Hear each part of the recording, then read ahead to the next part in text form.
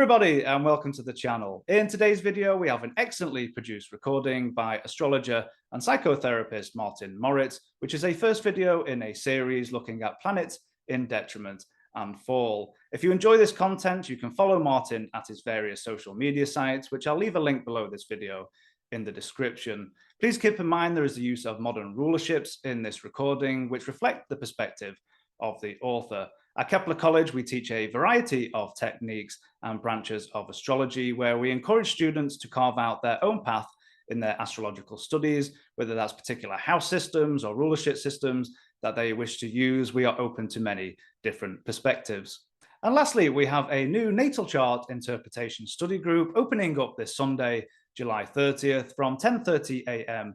Pacific, where you can join me as we work together as a group to delineate a number of mystery charts. You can come along, meet other astrologers, and have fun as you practice your natal chart interpretation skills. This is a pay what you can afford study group, and all proceeds will go to our scholarship funds. There is a 25 participant limit, so we encourage everybody to sign up as soon as possible, and I will leave the links below this video in the description. And without further ado, let's get into the video. I've always been intrigued by the idea of bringing aspects of traditional astrology and the interpretation techniques of modern astrology together. I myself am a psychotherapist, so my interest in biography work and digging out deeper motives in the human psyche comes as no surprise. Now, we all know that planets which are placed in their own sign are considered to be very powerful, being able to embrace the whole potential, both in terms of what the planet stands for, as well as what the sign does. There are also other signs which are considered favorable for a specific planet. For example, Moon in Taurus, Venus in Pisces, Mars in Capricorn, and so forth. And it's true. Whenever I meet people with these favorable placements, I can indeed often trace their strong ability to live out the energy of this particular planet. That is, of course, only if this planet in their chart isn't harshly challenged by a weakening square, opposition, quincunx, or conjunction by another planet. But, and it's a big but, what about all the placements which are considered unfavorable? These placements are in traditional astrology called detriment and fall, and let me assure you, they make fascinating material for research. Because if one reads the respective sections in astrology books about, let's say, Moon in Capricorn, Venus in Scorpio, Mars in Libra, and so forth, one gets the impression that one's chart is tarnished, weak, and that it will be very hard to live out the energy of this particular planet in a satisfactory way. In this series, I will try to shed light on the challenges of Sun, Moon, Mercury, Venus, and Mars in detriment and fall, and what their hidden potential might entail. Dignities of the planets, according to Ptolemy, are fascinating and very complex, but in this series, I will only focus on planets in detriment and fall. William Lilly says that not only the fortitudes of the planets must be taken into account, but also their debilities, because, quote, "For a planet in detriment is like a person cast out of all his estate without hopes of recovery, whereas the fall shows but a present subjection into a misfortune with hopes of recovery." The rules of planetary dignities are key when dealing with horary astrology, which I find fascinating. But how do we take these rules into account when dealing with a birth chart? Let's kick off with the Sun, which is in its detriment in Aquarius and in its fall in Libra. Let's take a moment and call to mind what the Sun is all about. The Sun symbolizes the traits of our personality and how we would define ourselves, so the most pressing question is always, who am I? The Sun is also associated with a father figure in the chart. In developmental psychology, The father figure is very important.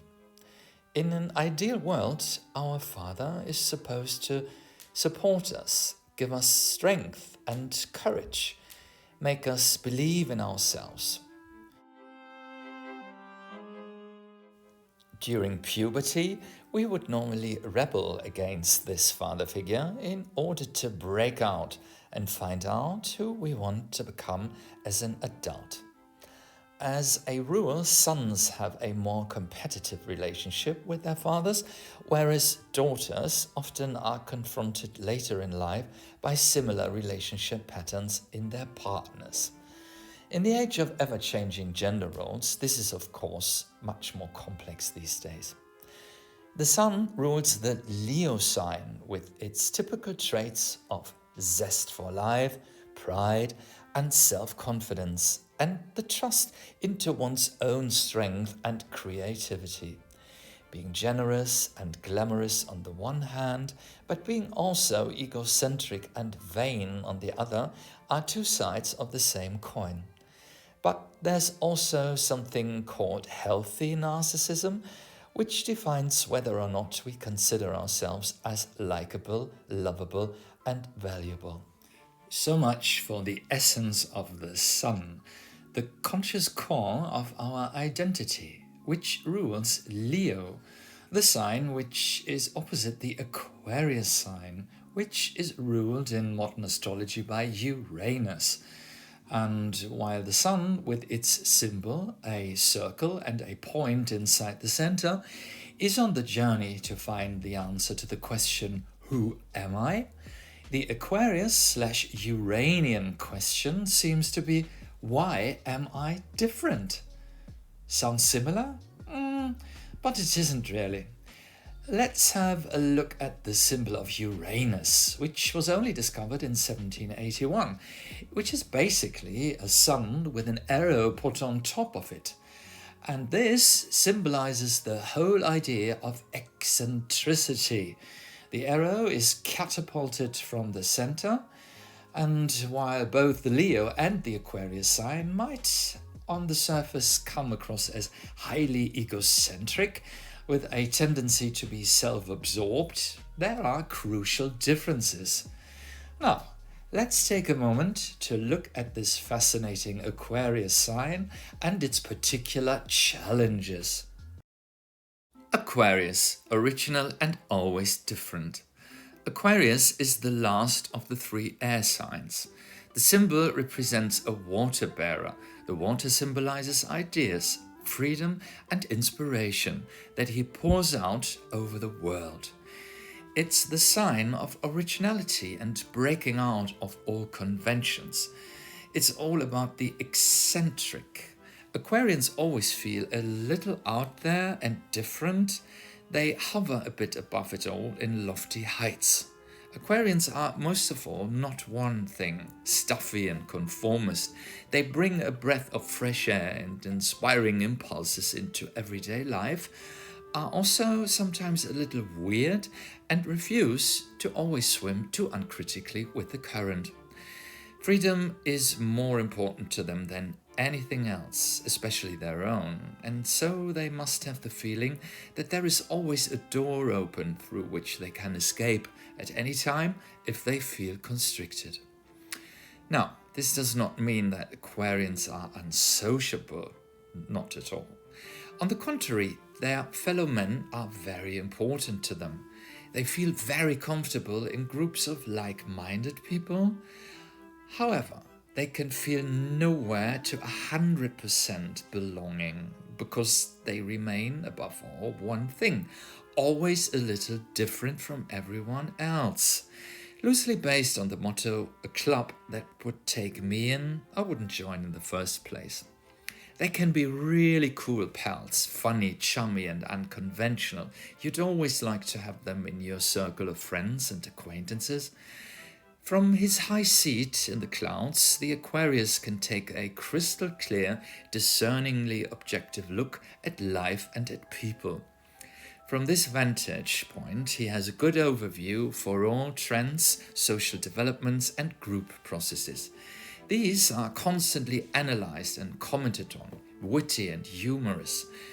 Colorful and independent, freedom-loving and eager to experiment, life is never boring for them. And so you'll find talented inventors, scientists, philosophers and humanists here, as well as dropouts. The cool Aquarius can seem a bit aloof to others and keep you at bay, even though you really would like to get closer to him. This provides a certain safety distance, which is fed by an unconscious fear of alienation and emotional dependence. With too much distance, however, one can also run the risk of becoming lonely. So, the Aquarius sign can be about stretching eccentricity to a place of distance and the feeling of not belonging. There is an ambivalence of whether or not one wants to belong in the first place. Being an alien can feel lonely, but also super cool sometimes. Now, let's have a look at someone who I consider as typical for this dilemma. Ellen DeGeneres has many traits which fit well to an Aquarius personality. She's one who used to feel that she didn't fit in on account of her being gay. Oh, and by the way, I'm not one of those astrologers who would put LGBTQ issues automatically under the Aquarius sign. I think there is no way that one could trace homo or bisexuality in the chart, and I also think that's totally fine. Now, Ellen fought long and hard to be accepted as an openly lesbian celebrity and had her coming out in 1996 in a dual capacity, so to speak, because her character in the show named after her came out as well as Ellen DeGeneres the actor. This was highly controversial, and she got eventually fired from the show, which sent her into years and years of feeling rejected, humiliated and isolated. But good came out of it, and she finally got back into show business with her own talk show. Being openly gay, publicly committed in a relationship with fellow actor Portia Del Rossi changed the overall perception and acceptance for gay women. No question about that. The interesting dilemma with Ellen, from how I see it, is the contradiction between her public persona and her private persona. First of all, she tried so hard to come across as someone who is this massively popular spokesperson for underdogs, who supports tolerance and to embody the phrase, "be kind to one another." When in front of a camera, she is vibrant, cheeky, full of vitality and self-confidence. But when the cameras are off, she's reported to be painfully shy and not a nice person at all. There have been many stories from members of her staff and talk show guests that she can be aloof, cold, and downright mean. Now, let's have a look at her chart. She has an Aquarius sun in a conjunction with Venus in the second house, with another white conjunction with Chiron, the wound in the chart. At the same time, the sun receives an opposition from the very ruler of the Aquarius sign, Uranus. And, to top it all off, both planets are in squares with Jupiter-Neptune, but we have to allow a generous awe to count Jupiter in. This figure is called a T-square. The astrologer Frank Clifford writes about the T-square. This energizing configuration can dominate the life and the chart. A T-square usually describes the most pressing problems in the life. By dealing with them, an individual stretches themselves and often makes noteworthy contributions to the world. So, while indicative of obstacles and lessons to be learned, a T-square offers huge potential for personal growth. About the opposition, the confrontational or divisive nature of the opposition demands an awareness and balance of the planets involved. An opposition involves a polarity, for example, Leo, Aquarius, and it's important to understand the interplay between these signs. About the squares, Squares appear as dynamic, recurring obstacles across our path, ones that require effort in order to create something of value. With squares, Clifford concludes, there is no pain without gain, and no guts, no glory. In Ellen's case, the opposition between Sun and Uranus is a battle between remaining distant and out of touch and being authentic. The native might oftentimes not even know who she is because she is so out of touch with herself. Interacting with this native can feel like being in a sort of double bind situation, receiving on the one hand an invitation to come closer, while at the same time feeling held at arm's length. Here we might find the reason why Ellen is such a brilliant showwoman and moderator, because she can focus on other people without giving away too much about herself. She makes us feel that she is our friend, while remaining at the same time aloof. The Sun-Jupiter square might make Ellen feel hungry, needy, and can be exhausting because Jupiter tends to blow up everything out of proportion. With Neptune in tow, there is a lot of mystery going on as well, a need to find peace and fulfillment. This is a placement which might lead to many disappointments, but also inspire to create great things in life. Another example of a complex Aquarius personality is, of course, Jimmy Dean. During his career, which spanned only over 5 years, and ever since, he is regarded as a cultural icon of teenage disillusionment and social estrangement, as expressed in the title role of his most celebrated film, Rebel Without Cause, 1955, in which he starred as a troubled teenager. The other two roles that defined his stardom were Lona Cal Trask in East of Eden, 1955, and Surly Ranch hand Jet Rink in Giant, 1956. Now, Jimmy Dean is still considered to be one of the most glamorous icons and a sex symbol. He was, after all, very moody and complicated as a person and drew women as well as men close to him and then being unable to commit himself fully. Of course, he was very young and nobody could say how his life might have turned out. He had an excessive side to him. Everything he did with passion. Acting, dancing, writing, playing, drinking, sex, and fast cars. In his chart, he has Uranus rising and an Aries ascendant, while his Aquarius sun forms a quincunx with Pluto in the 4th house, which reflects the early experience of helplessness in his childhood and comes with a tendency to be obsessive. His moon in Scorpio, in the sign of its fall, also supports this tendency to be possessive and difficult, while Jupiter in Cancer, in the sign of its exaltation, and Saturn is in its domicile. He was enormously ambitious and could appear both strong and vulnerable, a rare quality. Now, our third and last Sun in Aquarius protagonist is Gay Talese, and he's this fascinating New York dandy figure, a brilliant journalist and author who worked for the New York Times and the Esquire magazine in the 1960s and came up in 1981 with his book Thy Neighbor's Wife, which is an exploration of sexuality in 1970s America, and has a notable discussion of the free love subculture and provides a snapshot of liberated pre-AIDS sexual morality. In preparation for writing the book, Talese resided for several months at the clothing optional resort Sandstone Retreat and experimented with his own sexuality. Another book is called The Voyeur's Motel, and it's about a man named Gerald Foos who bought a motel in order to watch his guests having sex.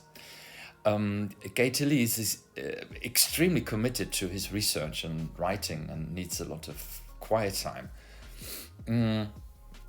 A look at his chart shows the Sun in conjunction with Mars in the 6th house of labor and is in an opposition with Jupiter, which of course reflects his enormous curiosity.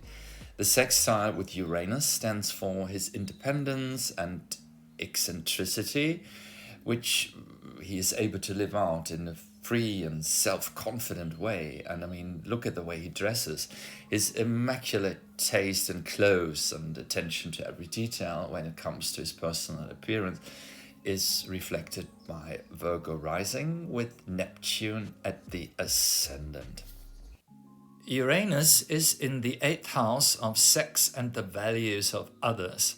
Uranus in 8 can stand for a curiosity in boundary crossings and experimental approaches to sex and intimacy. So, after having examined these 3 case studies, I think it's safe to say that the Sun in Aquarius doesn't necessarily mean that the native is at odds with finding his or her identity. I would rather argue that there is a somewhat unusual way of finding the inner self by allowing to play around with different facets of one's personality and not wanting to commit to limit oneself to just one personality. Since this can also be a bit confusing to the other 11 sun signs, the Sun in Aquarius can appear aloof, distant, and strange. To get closer and more familiar would of course involve both parties. My advice: Aquarians are really fascinating, and it is worth the extra mile to find out who they are.